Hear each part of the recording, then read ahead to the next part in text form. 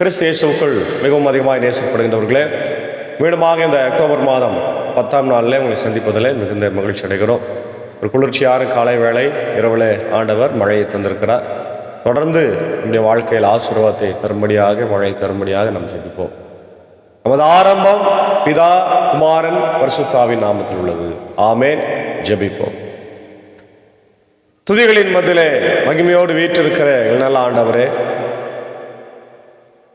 எங்களுக்காக கல்வாரி சிலுவையில் மரித்து ரத்தம் சிந்தி மீட்டவரே, எங்களை வழிநடத்துகிற தூய ஆவியானவரே, வார்த்தையானவரே, சாக்கிரமத்தின் வழியாக எங்களை வழிநடத்துகின்றவரே உம்மை ஸ்தோத்திரிக்கிறோம்.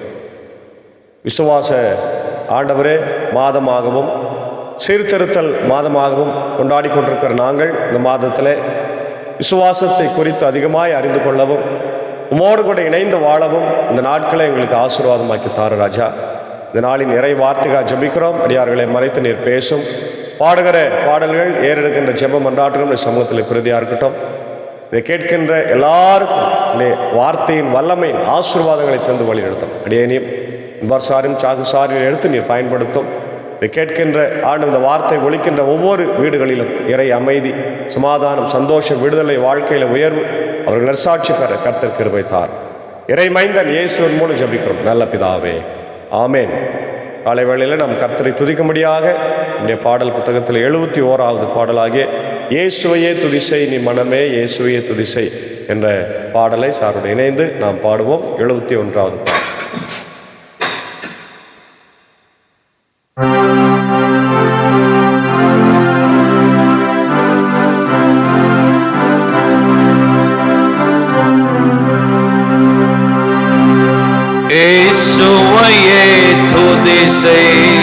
நீ மனமே இயேசுவையே துதிசை, கிறிஸ்து இயேசுவையே துதிசை.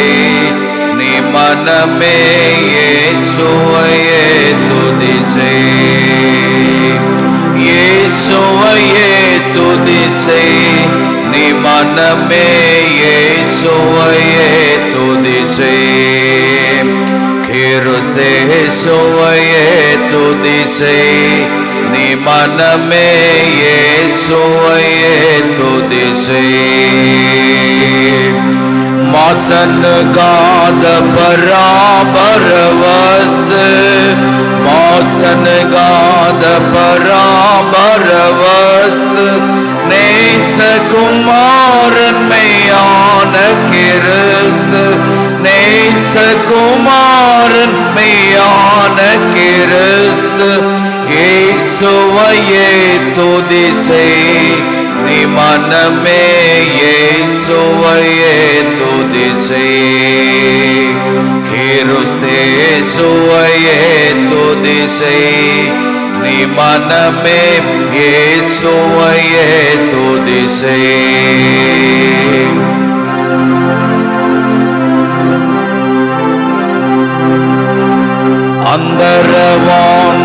அந்தரவாந்தரையுந்தரு தந்தன், அந்தரவாந்தரையுந்தரு தந்தன்.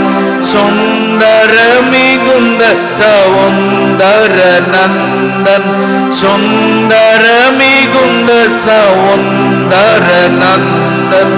இயேசுவையே துதிசை, நீ மனமே இயேசுவையே துதிசை, கிறிஸ்து இயேசுவையே துதிசை. நீ மனமே இயேசுவையே துதிசை.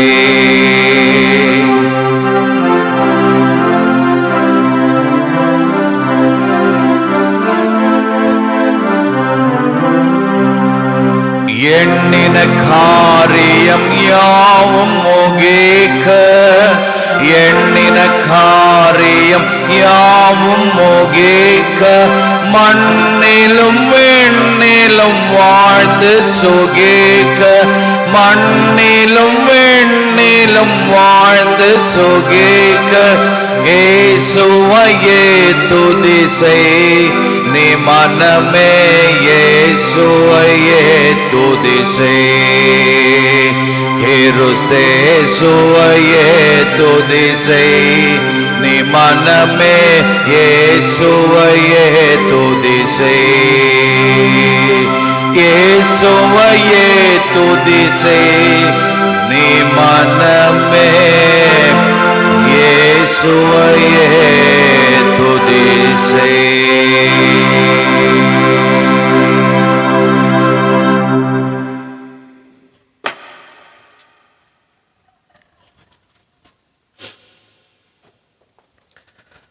சீர்திருத்தலின் துவக்கமும் சீர்திருத்தலின் நடுநாயகமாக இருக்கின்ற நம்முடைய ஆண்டவராகிய இயேசுவின் திருப்பெயரிலே இந்த அக்டோபர் மாதத்திலே 10ஆம் நாளிலே மீண்டுமாய் உங்களை சந்திப்பதிலே மிகுந்த மகிழ்ச்சி அடைகின்றோம். இந்த காலை நேரத்தில் உங்களை யாவரையும் இறைமைந்தன் இயேசுவின் திருப்பெயரிலே அன்போடு நாங்கள் வாழ்த்தி வரவேற்றுக் கொள்கின்றோம். வேர்ட் ஆஃப் காட் மினிஸ்ட்ரி சார்பாக உங்களுக்கு எங்களுடைய அன்பின் வாழ்த்துக்களை தெரிவிக்கிறோம். இந்த நாளிலும் நாம் தியானிக்கும்படியாய் தெரிந்துகிட்டிருக்கின்ற வேத பகுதி அது பரிசுத்த லூக்கா எழுதின சுவிசேஷம் 17ஆம் அதிகாரம் 11 முதல் 19 வரை உள்ள வசனங்கள். அனைவருக்கும் பரிச்சயமான ஒரு வசனம். இயேசு ஆண்டவர் 10 தொழுநோயாளர்களை நோய் நீங்க செய்து அவர்களுக்கு அற்புதங்களை செய்கின்ற, அடையாளங்களை செய்கின்ற ஒரு அருமையான ஒரு காரியம். த கிரேட்ஃபுல் ஹார்ட்ஸ் என்கின்ற தலைப்பு. நன்றியுள்ள இருதயத்தோடு திரும்பி வந்தவர்கள் அல்லது திரும்பி வந்து நன்றி சொன்ன என்ற அந்த தலைப்பில் நம்ம பார்க்கிறோம். 10 தொழுநோயாளர்கள் நோய் நீங்க பெறுதல். இயேசு எருசலேமுக்கு போய் கொண்டிருந்த போது கலிலேயா சமாரியா பகுதிகள் வழியாய் சென்றார். பொதுவாக அன்பான தேவ பிள்ளைகளை, இயேசு ஆண்டவர் தாழ்த்தப்பட்ட, ஒதுக்கப்பட்ட, சமூகத்தில் நசுக்கப்பட்ட மக்கள் வாழுகின்ற பகுதியில் தான் அதிகமான ஊழியத்தை அவர் செய்தார். அந்த மக்களுக்கு ஆறுதலையும் சமாதானத்தையும் இறை வார்த்தையும் தந்தார். அவர் எருசலேமுக்கு போய் கொண்டிருக்கிறார். பல வழிகள் இருக்கிறது. ஆனால் அவர் எந்த வழியை தேர்ந்தெடுக்கிறார் அப்படின்னா கலிலேயா சமாரியா. இந்த கலிலேயா சமாரியா என்கின்ற இடங்கள் நமக்கு சாதாரணமாகவே நீங்கள் பார்த்தீங்கன்னா கலிலேயா அதிகமான மீன் பிடிக்கின்றவர்கள் வாழுகின்ற இடங்கள். ஏசாமி சீடர்களை தெரிந்தெடுத்த இடம். எல்லாருமே பாமர மக்கள். அவர்கள் யூதர்களாக இருந்தாலும் ஏழை எளிய மக்களாக இருந்தார்கள், ஒதுக்கப்பட்டவர்களாக இருந்தார்கள். அதனால் இயேசு ஆண்டவர் அவர்களை தெரிந்தெடுத்தார் என்பது நமக்கு தெரியும். சமாரியர்கள் என்பவர்கள் கலப்பினத்தவர்கள். யூதர்களாக இருந்து மற்ற மக்களோட ஆசிரியர்களோடு அல்லது மற்றவர்களோடு திருமணம் செய்து கொண்டு அவங்க தனியாக இருக்கிறாங்க. அவங்கள யூதர்கள் சேர்க்கவே மாட்டாங்க.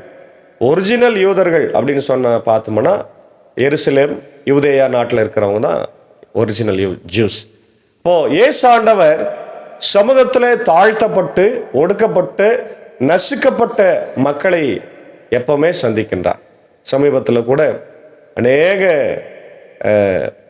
கஷ்டங்களை, பிரச்சனைகளை சந்தித்து கொண்டிருப்பதாக இந்திய தேசத்தில் வாழுகின்ற ஒரு மிகப்பெரிய வரலாற்று ஆசிரியர் அதை சொல்லியிருக்கிறார். ஏழைகள், ஒடுக்கப்படுகிற மக்கள் எல்லாம் இன்றைக்கி எவ்வளோ பெரிய கஷ்டங்களை படுறாங்க. அதில் குறிப்பாக இப்படி supreme court mostly respected judge மேலே காலனி வீசின ஒரு வக்கீலையும் நம்ம பார்க்கிறோம். இன்னும் அவங்களுடைய ஜாதி வெறி இன்றைக்கு எல்லா இடத்துலையுமே இருக்கிறது. அதே போல் ஒரு கட்சியினுடைய பிரபலமான தலைவர் ரோட்டில் போய் நிற்கும்போது வண்டியை கொண்டு போய் நிறுத்தி இடைமறித்து அந்த டிரைவர்கிட்ட தகராறு பண்ண ஒரு விஷயம் நமக்கு தெரியும். இப்போ இதெல்லாம் ஏழை எளிய மக்களுக்காக குரல் கொடுக்கின்றவர்களையும் சரி, தலைவர்களையும் சரி, ஏழை எளிய மக்களையும் சரி ஒடுக்குகின்ற ஒரு மக்களாக, ஒரு சிந்தனை உடையவர்களாக,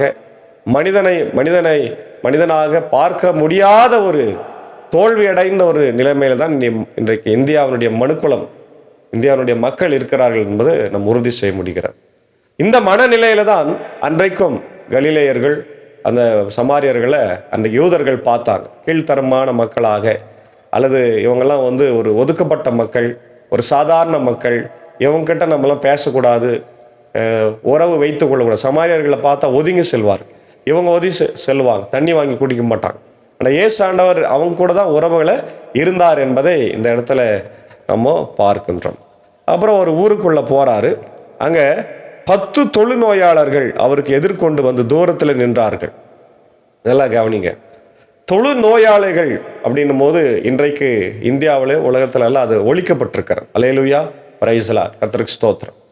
லெப்ரசி ஃப்ரீ இந்தியா என்று நம்ம பார்க்குறோம். போலியோ ஃப்ரீ எப்படி இருந்துச்சு அதே போல் லெப்ரஸியும் இன்னைக்கு ஒழித்திருக்கிறாங்க தொழுநோயாளிகள். ஆனால் ஒரு சில இடங்களில் 1-2 இருக்க தான் செய்யுது. அதெல்லாம் கூட அரசாங்கம் பொறுப்பெடுத்து நடத்தி கொண்டிருக்கிறத நம்ம பார்க்குறோம். அப்போது அந்த தொழுநோயாளர்களுடைய பிரச்சனைகளை நாம் கொஞ்சம் ஆய்வு செய்து பார்க்கணும்.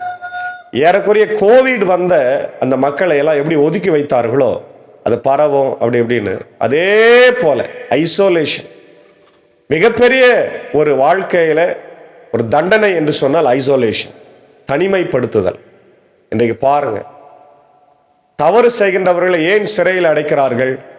அவங்க தனிமையா இருக்கணும், தனிமைப்படுத்தப்பட வேண்டும், சமூகத்தை விட்டு ஒதுங்கி வாழணும். கணவன் மனைவி என்ற உறவு, பிள்ளைகளோடு குடும்பங்களோடு, அல்லது அவன் கிறிஸ்தவனாக இருந்தால் அவன் ஆலயத்துக்கு போக முடியாது, இந்துவாக இருந்தால் கோயிலுக்கு போக முடியாது, முஸ்லீமாக இருந்தால் மசூதிக்கு போக முடியாது, மக்களோடு மக்களாய் கலக்க முடியாது, தினந்தோறும் அலுவல்களை செய்ய முடியாது, ஒரு நல்ல நிகழ்ச்சி டிவியில் பார்க்க முடியாது, செல்ஃபோன் பயன்படுத்த முடியாது இல்லையா, நல்ல உணவு சாப்பிட முடியாது, நல்ல துணி போட முடியாது. அவங்களுக்குன்னு அந்த கைதிக்குன்னு ஒரு ட்ரெஸ்ஸை கொடுத்துருவாங்க. ஐசோலேஷன். இதுதான் மிகப்பெரிய தண்டனை. ஏன் அப்படின்னா அவன் மனம் திரும்ப வேண்டும். ஆனால் இங்கே இவங்களுக்கு மனம் திரும்புவதற்காக இந்த ஐசோலேஷனை கொடுக்கல. இதை பழைய ஏற்பாட்டினுடைய ஒரு சட்டமாகவே இருந்தது. 614 சட்டங்களில் அதுவும் ஒன்று. தொழுநோயை வந்துட்டாக்கா தூரத்தில் தான் இருக்கணும், குடும்பத்தை கூட இருக்கக்கூடாது, ஏன்னா அது பரவிடும் அப்படின்னு இல்லையா. அவங்க தனியாக ஒரு குகையில் இருப்பாங்க. அந்த பக்கம் யாருன்னா வழியில் போகிறவங்க வரவங்க கிட்ட உணவு வாங்கி சாப்பிடுவாங்க, இல்லைன்னா குடும்பத்தில் இருக்கிறவங்க எப்போனா ஒரு முறை போய் கொடுப்பாங்க. தனிமைப்படுத்துதல் மிகப்பெரிய வாழ்க்கையில் அதை விட ஒரு பெரிய கொடுமை இந்த உலகத்தில் இல்லவே இல்லை. அப்படிப்பட்ட சூழ்நிலையில் அவங்க இருக்கும்போது இயேசு வருகிறார் என்று யாராவது ஒருவர் அவங்க பக்கம் போய் சொல்லியிருக்கிறோம். உடனே அவங்க ஓடி வராங்க. வந்து கூட கிட்ட வரல, அந்த சட்டத்தின்படியே தூரத்தில் நின்று இயேசு ஐயரே, ஐயா இயேசுவே எங்களுக்கு இரங்கும் என்று உரக்க குரல் எழுப்பி வேண்டிக் கொண்டார்கள். பார்த்தீங்களா, தூரத்தில் நின்றவர்களாய் கிட்ட வருவதற்கு கூட ஒரு தைரியம் இல்லாதவர்களாய் மனம் வெதும்பி அழுது கொண்டு ஐயா என்று இயேசுவை அழைக்கின்றார். ஆம் பிரியமான தேவனுடைய பிள்ளைகளே, இன்றைக்கு நம்முடைய வாழ்க்கையில் கூட நிறைய கஷ்டங்களிலே பிரச்சனைகளிலே உழன்று கொண்டிருக்கிற நாம் இயேசுவை நோக்கி நாம் மன்றாட வேண்டும். அவர்கிட்ட வந்து மன்றாடணும். தொழுநோயாளிகள் இந்த நோய் நிமித்தமாய் தூரம் நின்றார்கள். நாம் அவரோடு நெருங்கி வந்து மன்றாடும் போது அவர் நமக்கு துணை செய்கின்றவராக இருக்கிறார். அவர் நமக்கு அற்புதங்களை அடையாளங்களை செய்கின்றவராக இருக்கிறார். வாழ்க்கையில் கஷ்டமா, வியாதியா, பலவீனமா, துன்பமா, ஆண்டவர்கிட்ட வா, அவரை கூப்பிட. இயேசுவே எனக்கு இறங்கும், இயேசுவே எனக்கு இறங்கும் என்று விசுவாசத்தோடு கூப்பிடுங்க. உங்கள் வாழ்க்கையில் எவ்வளோ பெரிய கஷ்டமாக இருந்தாலும், பிரச்சனையாக இருந்தாலும், வியாதியாக இருந்தாலும் ஆண்டவர் நீக்கி போடுவார். அவரால் எல்லாம் கூடும், தேவனால எல்லாம் கூடும் என்பதை நம்ம அறிந்திருக்கிறோம். அவங்க கூப்பிடுறாங்க, வேண்டிக் கொண்டாங்க, அழுறாங்க. அப்போ ஆண்டவர் அவர்களை பார்த்து நீங்கள் போய் உங்களை குருக்களிடம் காண்பியுங்கள் என்றார். அவ்வாறே அவர்கள் புறப்பட்டு போகும்போது அவர்கள் நோய் நீங்கிற்று. அல்லேலூயா, பிரைஸ் தி லார்ட். பாருங்க, ஆண்டவர் அவங்கள தொட்டும் சுகமாக்கல. எதுவும் அவன் ஒவ்வொரு நிலைமையில ஒவ்வொருத்தரை சுகமாக்குறார். இது நீங்க போய் குருக்களிடம் காமிங்கன்னா, அன்னைக்கு இருந்த ஆலயத்தினுடைய ஆசாரியர்கள்கிட்ட தொழுநோய் நல்லா ஆயிடுச்சுன்னா அவங்க கிட்ட போயிட்டு காமிச்சிட்டு தான் சீட்டு வாங்கிட்டு தான் ஊருக்குள்ள போகணும். அதுதான் அன்னைக்கு இருந்த சட்டம். அப்போ ஏசு ஆண்டவர் சொல்றாரு, அந்த வார்த்தைக்கு அவங்க உடனடியாக போய் பணி செய்ய சொல்றாங்க, கீழ்ப்படிய சொல்றாரு ஆண்டவர். இப்போ உடனடியாக அவங்க வேகமா புறப்பட்டு போறாங்க. போகும்போது அவர்களுக்கு மிகப்பெரிய ஒரு ஆச்சரியம் என்னன்னா, வழியில அவர்கள் சுகமடைந்தார்கள். அல்லேலூயா. அப்போ அவங்க விசுவாசத்தோட போறாங்க. ஆண்டவர் நிச்சயமா இந்த வார்த்தைக்கு நம்ம செவி கொடுத்தன்னு சொன்னா, கீழ்ப்படிந்தன்னு சொன்னா நிச்சயமாக எனக்கு சுகத்தை தருவார் என்ற நம்பிக்கையோடு அவங்க போறாங்க, சுகம் பெற்றார்கள். அதுதாங்க இன்றைக்கு நம்ம பார்க்கின்றோம் இல்லையா, த கிரேட்ஃபுல்னஸ் ஹார்ட்ஸ். அவங்க திரும்பி வரணும்னு ஆண்டவர் எதிர்பார்க்கிறார். சுகமடைந்தார்கள். எல்லாம் சுகமடைந்த உடனே வீட்டுக்கு ஓடி போயிட்டாங்க. மனைவியை பார்க்க, பிள்ளைகளை பார்க்க, குடும்பத்தை பார்க்க ஓடி போயிட்டாங்க. அதுல ஒருவர் மாத்திரம் வரார் பாருங்க. அவர்களுள் ஒருவர் தம் பிணி தீர்ந்திருப்பதை கண்டு உரத்த குரலில் கடவுளை போற்றி புகழ்ந்து கொண்டே இயேசுவிடம் திரும்பி வந்தார். ஒருத்தர் மட்டும் வரார், மீதி 9 பேர் ஓடி போயிட்டாங்க. நன்றி இல்லாதவர்களாய் மறந்து ஓடி போனார்கள். ஒருவர் மட்டும் திரும்பி கடவுளை மையப்படுத்தினே வரார். அவர் வந்து இயேசுவின் காலில் முகம் குப்புற விழுந்து அவருக்கு நன்றி செலுத்தினார். அவரோ ஒரு சமாரியர். இயேசு அவரை பார்த்து, 10 பேர்களின் நோயும் நீங்கவில்லையா?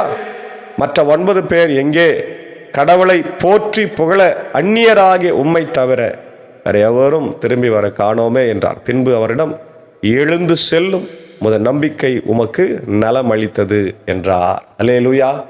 திரும்பி வந்தவர் யாருன்னு பார்த்தீங்கன்னா புறஜாதி. அவர் தான் சமாரியன், ஒதுக்கப்பட்டவன், ஓரங்கட்டப்பட்டவன், நசுக்கப்பட்டவன், சமுதாயத்தில் எந்த விதமான மதிப்பு இல்லாதவன். ஆனால் அவன் தான் திரும்பி வரான். ஆண்டவர் சொல்றார், ஆண்டவருக்கு நன்றி சொல்றதுக்கு ஒருத்தனை தவிர வேற யாரும் வரலையா, இந்த சமாரியன் தவிர வேற யாரும் இல்லையான்னு சொல்லிட்டு, அன்பரே உன் நம்பிக்கை உன்னை ரட்சித்தது, நீ எழுந்து போ அப்படின்றார். முதல் நம்பிக்கை உமக்கு நலமளித்தது என்றார். அன்பான தேவ பிள்ளைகளே, அவர் நம்பிக்கையோடு எழுந்து குருக்களிடம் போனார்கள். எல்லாருக்கும் சுகம் கிடைத்தது. ஒருவர் மாத்திரம்தான் திரும்பி வந்தார். இன்னைக்கு நம்முடைய வாழ்க்கையில நாம் எத்தனையோ முறை ஆண்டவர்கிட்ட நன்மைகளை பெறுகிறோம். நன்றி சொல்றோமா? ஆண்டவரே உமக்கு நன்றி ஆண்டவரே, தேங்க்யூ லார்ட், தேங்க்யூ ஜீசஸ் என்று சொல்றோமா? எல்லா நேரத்தில் நம்ம கேட்குறோம், ஆண்டவர் எனக்கு அதை கொடு, இதை கொடு, இதை கொடு, அதை கொடு, இதை கொடுன்னு. ஆனால் நன்றி சொல்றோமா? ஆண்டவர் கொடுத்துட்டா தேங்க்யூ ஜீசஸ் சொல்றோமா?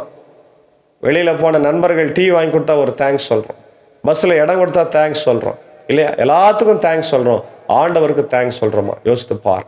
கடவுள் அதை தான் விரும்புகிறார். கர்த்தருக்கு நன்றி செலுத்துங்கள், ஏனெனில் அவர் நல்லவர், அவர் கிருபை என்றும் உள்ளது. சங்கீதம் 116:12 பார்க்குற சங்கீதக்காரர் தாவீது சொல்ல, கர்த்தர் எனக்கு செய்த எல்லா உபகாரங்களுக்காக எண்ணத்தை செலுத்துவேன், இரட்சிப்பின் பாத்திரத்தை எடுத்துக்கொண்டு அவர் நாமத்தை நான் தொழுது கொள்வேன் என்று சொல்லுகிறானே, அவர் நாமத்தை சபை நடுவில் நான் பிரஸ்தாபப்படுத்துவேன் என்று சொல்லுகிறானே, அதை தான் இன்னைக்கு ஆண்டவர் நம்மகிட்ட எதிர்பார்க்கிறார். நம்ம வீடுகளில் நம்ம வைக்கிற ஜபக்கூட்டங்கள் எல்லாம் நம்ம பார்க்கும்போது நிறைய பேர் சுகம் பெற்றதற்காக ஜபக்கூட்டம் வச்சு அதை பிரகடனப்படுத்துவாங்க, எழுத நின்று சொல்லுவாங்க, சாட்சி சொல்லுவாங்க, கடவுள் எனக்கு இவ்வளோ அற்புதங்களை செஞ்சார். அது மாதிரி நம்ம சொல்லணும், சபையில் சொல்லணும். நம்முடைய லுத்தரன் வர்ஷிப்பில் அதையும் ஒரு பார்ட்டாக இணைக்கணும். ஏன்னா மக்களுக்கு அந்த விசுவாசத்தை கொடுக்கணும். கடவுள் எனக்கு இவ்வளோ அற்புதங்களை செய்து கொண்டிருக்கிறார், எனக்கு சுகத்தை கொடுத்தார், எனக்கு அதெல்லாம் நான் கேட்டதெல்லாம் கொடுக்குறாருன்னு ஒரு சாட்சி சொல்லும்போது மக்களுடைய விசுவாசம் இன்னும் அதிகமாய் பெருகும். ஆகவே அன்பான தேவ பிள்ளைகளே, காலை வேளையில் நாம் விசுவாசத்தோடு ஆண்டவர்கிட்ட திரும்பி வந்து எப்பொழுதுமே நன்றி சொல்ல கடமைப்பட்டிருக்கிறோம். ஆங்கிலத்தில் பார்க்குறோம், grateful hearts. Jesus heals 10 lepers on his way to Jerusalem. The passage highlights the importance of the gratitude and faith in our relationship with God. The lepers plea, desperation and faith. The lepers cry out to Jesus for mercy, demonstrating their faith and desperation. The power of prayer. The passage emphasizes the importance of prayer in the times of need, healing and gratitude. Jesus' compassion. Jesus heals the 10 lepers, demonstrating his compassion and power. In gratitude, only 1 leper returned to the Jesus, highlighting the importance of gratitude. The other 9 went away. The one who returned, gratitude and worship. The Samaritan leper returns to Jesus to thank, demonstrating his gratitude and worship towards Jesus. The importance of thankfulness. The passage emphasizes the importance of thankfulness in our relationship with God. சில ரெஃபரன்ஸை பார்க்கும்போது கடவுள் நன்றி சொல்லும் போது சங்கீதம் 103:2-5 ரொம்ப அழகான பகுதி. என் ஆத்துமாவே கர்த்தரை ஸ்தோத்திரி என்ற பகுதி நீங்கள் படிச்சு பாருங்க, ரொம்ப நல்லா இருக்கும். 1 தெசலோனியர் 5:18 எல்லா சூழ்நிலையிலும் ஆண்டவருக்கு எப்பொழுதும் நன்றி செலுத்துங்கள் என்ற ஒரு பகுதி. மத்தேயு 9:27-31 ஆண்டவர் மக்களுக்கு சுகம் கொடுக்கிறார், அவர்கள் வந்து நன்றி சொல்லுகிறார். ஆகவே அன்பான தேவ பிள்ளைகளே, நாமும் ஆண்டவரிடத்தில் ஜெபிப்போம், அவர் கொடுக்கிற சுகத்திற்கு நன்றி சொல்வோம். கர்த்தர் இந்த நாளிலே இந்த இறை வார்த்தை நம் அனைவருக்கும் ஆசீர்வாதமாக்கி தன்னுடைய வாழ்க்கையில் இருக்க வியாதி, பலவீனம், துன்பம், கஷ்டங்கள் எல்லாம் மாற்றி நம்முடைய ஜெபத்தை கேட்டு நமக்கு சுகத்தை தந்து வழிநடத்தி காப்பாராக. ஆமேன். ஆண்டவரை நோக்கி ஜெபிப்போம். நேற்றும் இன்றும் என்றும் மாறாதவரும் என்றென்றும் வாழ்ந்திருக்கிறவருமாக எங்கள் திரியேக கடவுளே, விசுவாசத்தின் நாயகனே, விசுவாச துவக்கிறவரும் முடிக்கிறவருமாய் இருக்கிறவர், இந்த காலை வேளைக்காக நன்றி சொல்லுகிறோம். ஆண்டவரை மீண்டுமாக நம்முடைய சமூகத்தில் நாங்கள் அமர்ந்து நம்முடைய வார்த்தைகளை கேட்டோம். ஆண்டவரே, இதோ இஸ்ரவேல் மக்கள் வாழ்க்கையில் எப்பொழுதுமே நீர் அற்புதங்களை அடையாளங்களை செய்கிறீர். இஸ்ரவேல் மக்களுடைய வாழ்க்கையில் மட்டுமல்ல, உம்மை நம்பி வந்த புறஜாதியார்களை கூட ஆண்டவர் சுகப்படுத்தினீர் என்பதை நாங்கள் பார்க்கிறோம். இந்த நாளில் ஆண்டவரே 10 குஷ்டரோகிகள் சுகம் பெற்றார்கள். திரும்பி வந்தவன் ஒருவன் மாத்திரமே. அவனை பார்த்து சொல்லுகிறேன், மகனே, உன் விசுவாசம் உன்னை ரட்சித்தது, திரும்பி போ என்று சொன்னேன். அவருடைய விசுவாசத்தை பாராட்டுகிறேன். அதுபோல நாங்களும் கூட ஆண்டவர் விசுவாசத்தோடு ஜபித்து நம்முடைய ஆசீர்வாதங்களை இந்த நாட்களிலே பெற்றுக்கொள்ள கிருபை தார். இந்த சீர்திருத்தல் நாளிலே ஆண்டவரை விசுவாசத்தை நாங்கள் எப்பொழுதும் மறந்து போகாமல் விசுவாசத்தை பெருக்கிருக்கின்ற ஆண்டவரே நாங்கள் வாழ்க்கையில மாற கிருபை தார். இந்த நேரத்தில் இந்த இறை வார்த்தைகளை உலகமெங்கும் இருந்து கேட்டுக்கொண்டிருக்கிற அகில உலக ஆண்டவரை மக்களுக்காக நாங்கள் வேண்டிக் கொள்கிறோம். ஒவ்வொருவரையும் ஆசீர்வதிங்க. தமிழ் மக்கள், தமிழ் கிறிஸ்தவர்களுக்காக ஆண்டவரே, இயேசுவை அறியாதவர்கள் நிறைய பேர் இந்த அருமையான வார்த்தைகளை கேட்கிறாங்க. அவங்க எல்லாருடைய இல்லங்களிலே எந்த வியாதிகளும் பலவீனங்களும் இருந்தாலும் என் தேவன் மாற்றி நல்ல சுக ஆண்டவர் பலன் ஜீவனை தந்து வழிநடத்து விடுதலை தார், அமைதி சமாதானத்தார். கைட்டு சில எல்லா பணிகளும் ஆண்டவர் 100 மடங்கு ஆசீர்வாதங்களை பெறட்டும் ராஜா. இந்த நேரத்தில் இந்த ஊழியத்தில் இருக்கிற என்பர் சாரியும் ஏஞ்சக்காவையும் பாட பிள்ளைகள் மாத்தால் மரியாதையும் ஆசீர்வதிங்க. இப்படி அன்புக்குரிய சாகுசாரி டீச்சர் அடியை ஆசீர்வதிங்க, குடும்பத்தை ஆசீர்வதிங்க. எல்லாரும் இணைந்து இந்த டீம் ஒர்க்காக இந்த வேர்ட் ஆஃப் காட் மினிஸ்ட்ரிஸ் நாங்கள் செய்கிறப்போ அநேக மக்கள் இந்த காணொலி வழியாக ஆசீர்வாதங்களை பெற்றுக்கொள்ள கிருபை தர வேண்டுமா ஜபிக்கிறோம். என்னுடைய தாய் திருச்சபை, இந்திய சுவிசேஷ திருச்சபை, 3 சபை சங்கத்தையும் ஆசீர்வாதம் வழி நடத்துங்க. தொடர்ந்து ஆண்டவரே மற்ற சபைகள், இந்தியாவில் இருக்கிற வெளிநாட்டில் இருக்கிற எல்லா திருச்சபைகளுக்காக, ஸ்தாபனங்களுக்காக, பள்ளிக்கூடங்களுக்காக, மருத்துவமனைகளுக்காக ஆண்டவர் ஜபிக்க. அதன் வழியாக ஆண்டவர் இயேசு ஆண்டவர் செய்த ஊழியங்கள் மற்றவர்களுக்கு போய் சேரட்டும். ஏழை எளிய மக்கள், அனாதைகள், விதவைகள், தாய்மார்களும் போய் சேரட்டும் ராஜா. அந்த நேரத்தில் இப்படி இந்திய சுவிசேஷ லுத்தரன் திருச்சபை, 3 சபை சங்கங்கள் ஆண்டவரே, அதே நேரத்தில் ஆண்டவர் நடைபெற்ற எல்லா தேர்தலுக்காக நன்றி. நேற்று தினத்தில் கூட கர்த்தாவே நாகர்கோவில் சபை சங்கத்தில் நீர் அநேக மக்களுக்கு வெற்றியை கொடுத்திருக்கிறீர். அவர்கள் அந்த வெற்றியை ஆண்டவரே ஊழியம் செய்வதிலே பயன்படுத்த கர்த்தர் கிருபை தார். நாளை தினத்தில் கூட எங்களுடைய ஆம்பர் ஆண்டவர் செனாட்டினுடைய எலெக்ஷன்ஸ் தேர்தல் ஆண்டவர் எண்ணப்படுகிறது. அதிலும் சுத்தமானவர்களை வெற்றி பெற செய்ய வேண்டும் என்று நான் ஜபிக்கிறோம். என்னுடைய தாய் திருநாடாகிய இந்திய தேசத்திற்காக ஜபிக்கிறோம். ஆண்டவரே, அவர்களையும் கர்த்தர் ஆசீர்வதியும். என்னுடைய தலைவர்கள், ஜனாதிபதி ஆண்டவரே, எங்களுடைய அருமையான பிரதமர், என்னுடைய அமைச்சரவை, தமிழ்நாட்டின் முதலமைச்சர் அமைச்சரவைக்காகவும், இந்தியாவில் இருக்கிற அனைத்து முதலமைச்சர்களுக்காகவும், உலக நாடுகளுக்காக, இஸ்ரேல் அமாஸ் போர் நிறுத்தத்திற்காகவும், ஆண்டவர் உக்ரைன் ரஷ்யா போர் நிறுத்தத்திற்காகவும், பேரிடர்கள், இயற்கை ஆண்டவரை சீற்றங்களுக்காக வேண்டிக் கொள்ளுகிறோம். எல்லாவற்றிலிருந்து என் தேவன் எங்களை காத்தரல வேண்டுமா ஜபிக்கிறோம். தொடர்ந்து ஆண்டவர் இந்த நாளிலும் இதோ ட்ரான்ரசினாருடைய தேர்தல் ரிசல்ட்ஸ் வர இருக்கிறது. அதற்காக அவங்க ஜபிக்கிறோம். உங்கள் சுத்தமானவர்களை நீர் கொண்டு வாரோம். தொடர்ந்து ஆண்டவரே, இந்த நேரத்தில் பலவீனமாக இருக்கின்ற இதோ என்னுடைய அன்புக்குரிய அன்பர் சாருடைய அன்பு சகோதரர் ஆசிரியர் திரு சென்னி சாருக்காக ஜபிக்கிறோம். CMC மருத்துவமனையிலே சிகிச்சை பெற்றுக் கொண்டிருக்கிறார். நேற்றும் இன்றும் தொடர்ந்து சிகிச்சைகள் நடைபெறுகிறது. தொடர்ந்து ஆண்டவரே சாருக்கு நல்ல சுகம் பலன் ஜீவனை கொடுத்து மீண்டு வர கர்த்தர் கிருபை தாரும். அவருடைய அன்பு மனைவி டெய்சியையும் அன்பு மகளையும் ஆசீர்வதிங்க. கொடுக்கப்படுகிற எல்லா சிகிச்சைகளையும் காத்திரும். தேவையான சந்திய ராஜா. நேரத்தில் அதே போல பிறந்தநாளை கண் நன்றி செலுத்துகிற அன்புக்குரிய மூத்த போதகர் அருள் திரு சாம்சன் தயாலப்பர் பையருக்கா ஜபிக்கிறோம். ஐயரையும் ஐயரம்மாவையும் பிள்ளைகளையும் ஆசீர்வதியும். அவர் இந்த பேரம்பட்டு திருச்சபையில் செய்கின்ற ஊழியங்களை கர்த்தர் ஆசீர்வதிக்க வேண்டும் என்று நான் தொடர்ந்து மன்றாடுகிறோம். தொடர்ந்து ஆண்டவர் நாளை பிறந்த நாட்களை, திருமண நாட்களை காணுகின்ற யாவரையும் என் தேவன் ஆசீர்வதித்து வழி நடத்த ராஜா. தேவையெல்லாம் சந்தியும். ஆண்டவரே, அடியார்களை எடுத்து பயன்படுத்தும். அடியன் பணியாற்றுகிற பாப்பனப்பள்ளி, மின்னூர், வடகரை, மேல்சானபு திருச்சபைகளை, குடும்பங்களை ஆசீர்வதிங்க. பொறுப்பாளர்களை ஆசீர்வதிங்க. திட்டமிட்டிருக்கிற எல்லா ஆண்டவர் ஊழியங்களும் முறையாய் நடைபெற தேவைகளை எல்லாம் சந்திக்க வேண்டும் என்று நான் ஜபிக்கிறோம். ஆலய கட்டுமான பணிக்காக ஜபிக்க. விசேஷமாக ஆண்டவர் ஏதோ நேற்று தினத்தில் கூட பலவன் சாத்துக்குப்பம் ஆண்டவரே வேலூர் திருச்சபையிலிருந்து ஆண்டவர் உதவி கேட்டிருக்கிறாங்க. அவங்களுக்காக ஜபிக்கிறோம். இந்த காணொலியை பார்க்கிறவங்க ஆண்டவரே, இந்த பலவன்சார் திருச்சபையினுடைய ஆல்டர் ஆண்டவரே பணிகளை செய்வதற்கு 50,000 தேவைப்படுகிறது என்று சொல்லியிருக்கிறார்கள். அதற்காக நான் ஜபிக்கிறோம். இதை பார்க்கிறவர்கள், கேட்கிறவர்கள் ஒருவேளை ஆண்டவரே மனம் இறங்கி உதவி செய்தால் அதற்கு உதவியாக இருக்கும். ஆகவே எல்லாருடைய இருதயங்களில் நீ பேச வேண்டும் என்று கூட நான் ஜபிக்கிறோம். தொடர்ந்து உடைய இறை பிரசன்னம் இந்த நாளில் என்னோட தங்கியிருக்கட்டும். கொடுத்த மழைக்காக நன்றி ஆண்டவரே. தொடர்ந்து எங்களை காத்தரல வேண்டுமா ஜபிக்கிறோம். இந்த நாளின் பணிகள், பயணங்கள், ஊழியங்களை கர்த்தர் ஆசீர்வதியும். இறைமைந்தன் இயேசுவின் மூலம் ஜபிக்கிறோம். ஜபம் கேளும் நல்ல பிதாவே, ஆமேன். எல்லா வல்ல தந்தை, மகன், தூய ஆவியின் ஆசைகள் இந்த நாளிலே நம்மளோடு கூட இருப்பதாக. ஆமேன். God bless you.